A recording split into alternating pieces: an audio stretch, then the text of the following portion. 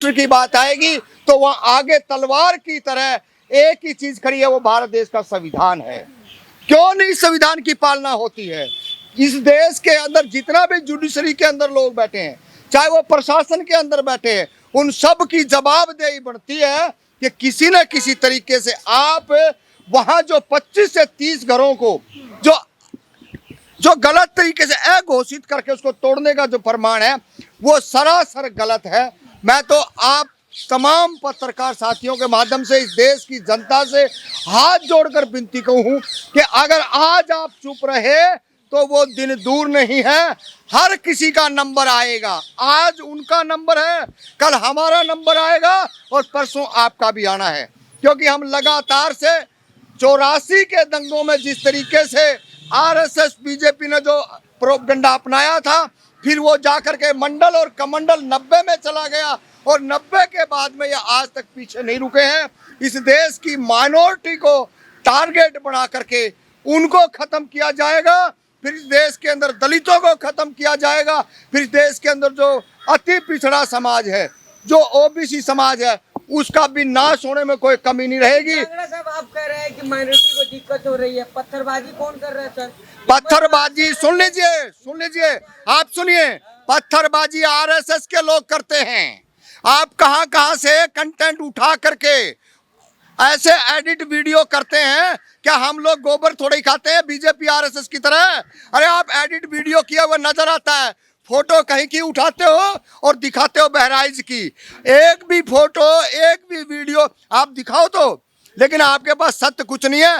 जो नालायक निकम्मे इस देश की जो बड़ी बड़ी मीडिया है, वो झूठ फैलाने में कुछ चंद कागज के टुकड़ों के लिए देश को बर्बाद करने के लिए तैयार है। लेकिन प्रशासन और पुलिस तो खुद बताती है कि मुस्लिम समाज की तरफ से ये हुआ, इस तरीके के बयान दिए जाते हैं। देखिए, बयान मैं वही कह रहा हूँ मैडम जी, अगर वो बयान दे भी रहे हैं तो सच्चाई को बताइए ना। आप कुछ भी अनगढ़ बयान देते रहें, सच्चाई क्या है? जमीन पे एक भी चीज को सच्चाई नहीं मिली है।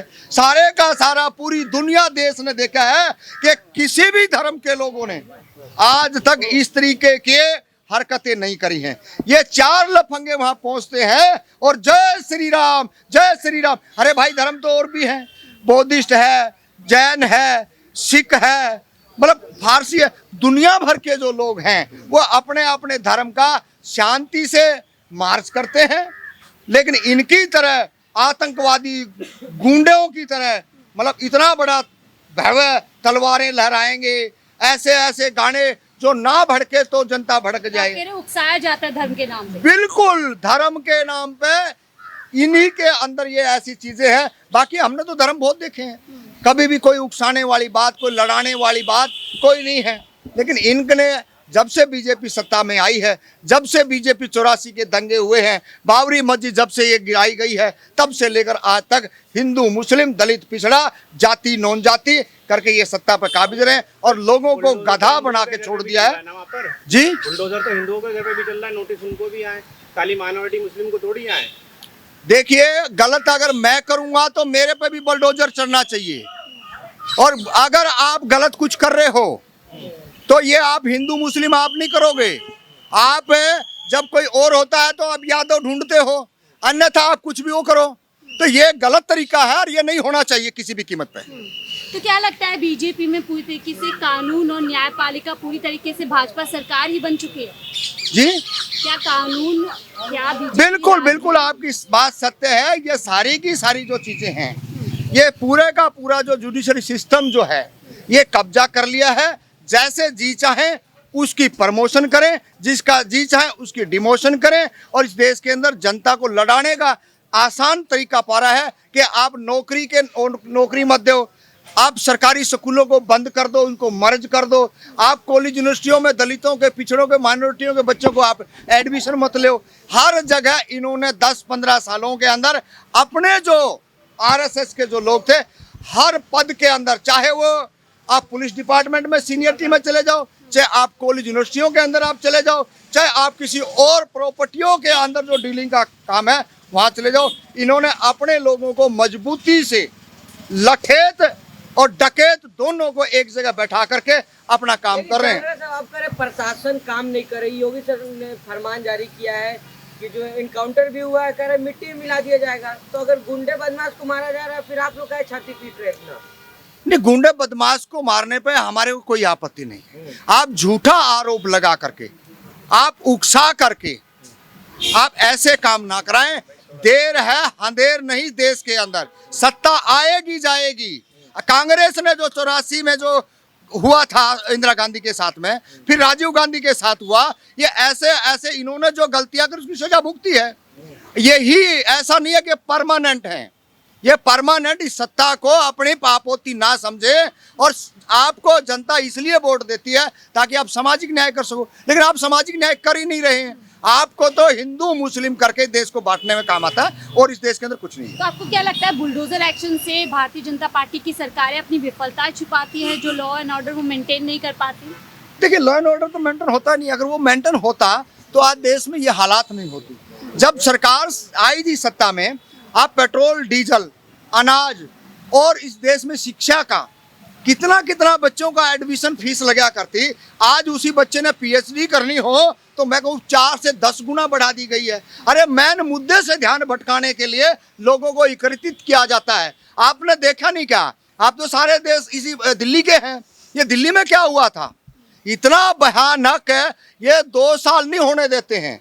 इन्होंने नया, आज भी हम बातचीत कर रहे हैं तो ये नया एजेंडा तैयार करने में फिट है, क्योंकि हम लोग आपके साथ उलझे रहेंगे और ये कहीं ना कहीं दूसरी जगह दंगे की प्लानिंग, क्योंकि इनकी स्ट्रैटेजी, इनकी मानसिकता और इनके पास जो आज जो 2 नंबर का पैसा, जो 2 नंबर की जो लोग हैं वो इनके पास भरमार है। वो किसी को डरा सकते हैं, क्योंकि इनको जरूरत एक कॉल करने की होती है, चाहे वो गुंडों की बात हो, चाहे वो पैसे की बात हो, चाहे वो कुछ और हो। ये सारे लोग। आपको क्या लगता है उपचुनाव में इन तमाम हिंसा की या जो चीजें सामने आ रही है उसका क्या असर होने वाला है? नहीं, देखिए, सरासरी जो उपचुनाव होगा उसमें तो बीजेपी जीती पड़ी है। जो पीडीएफ का जो नारा दिया था वो नारा धुंधला हो जाएगा। ये जो भी लोग उठना चाहते हैं, जो थोड़ा सा हिम्मत करके आगे आते हैं, संघर्ष करते हैं, उस संघर्ष को खत्म करने का प्रयास है और कोई मामला नहीं। जनता वोट भी तो दे रही है ना बीजेपी को। अभी हरियाणा इतनी बड़ी जीत के आए हैं। हाँ, बिल्कुल ठीक कह रहे हो, हरियाणा जीत के आए। हम कब कह रहे हैं जीत के नहीं आए? हम तो कह रहे हैं ना, कहाँ गेम हो रहा है। आप गेम को समझिए, पत्रकार महोदय, गेम को समझिए। आपने वहां पे उन लोगों के साथ कंप्रोमाइज करना पड़ा जो सत्ता में पहले जो लोग रहे थे, उन्होंने कभी उनका साथ नहीं दिया था। मूल अति पिछड़ा वर्ग हरियाणा के अंदर जो 34 से 35% पाया जाता है, पूरा वोटर जो है बीजेपी ने उनको वोट दिया। बीजेपी ने तो वो तो करेगी ना। हाँ, करेगी, करना चाहिए ना। हम कब कह रहे हैं? जो उनकी अच्छी नीतियां हैं हम उनका कभी विरोध नहीं करते। अच्छा है, उन्होंने जो लोगों को आज तक राजनीतिक हक नहीं मिला था, बीजेपी की वजह से आज उनको हक मिला है, हम कह रहे धन्यवाद है। लेकिन आप एक काम अच्छा करा के आप 99 काम अगर गलत करोगे तो विरोध उसका भी किया जाएगा।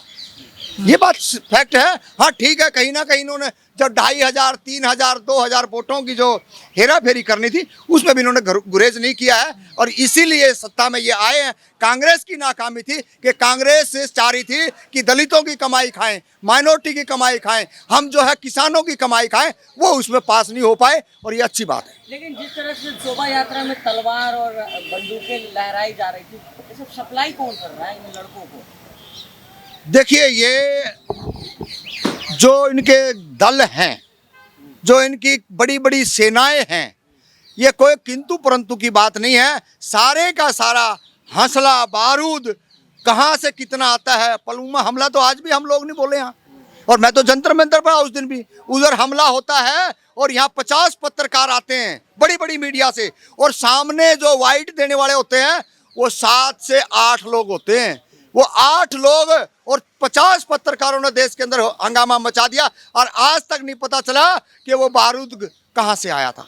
ये तो सवाल उनसे पूछा जाए जो जय श्री राम के नारे लगाने वाले हैं, जो गाय गोबर की बात करने वाले हैं, हिंदू मुस्लिम की बात करने वाले हैं, उनसे पूछा जाए। हम तो कह रहे हैं। जांगड़ा साहब, एक सवाल, आखिरी सवाल है, क्या